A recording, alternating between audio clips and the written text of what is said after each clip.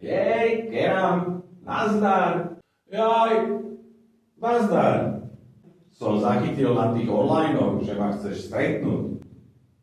Že mi chceš naložiť. No, dobre si videl, však ako som sa tešil, až ťa uvidím. No tak poď, pust sa do mňa. Čakám.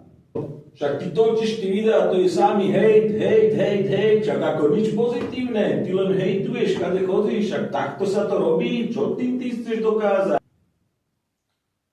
Pozri, hejt je za mňa vtedy, keď sa snažíš kritizovať veci, ktoré fungujú, ktoré sú dobré, ktoré pomáhajú ľuďom. Ja sa snažím poukazovať len na veci, ktoré nefungujú, nepodarili sa, ktoré vieme zlepšiť, na ktoré zabúdame, ktoré môžeme vylepšiť. Toto je podľa teba hejt? Vím ja? No vidíš, sám nevieš. Majte pekný deň, život je krásny.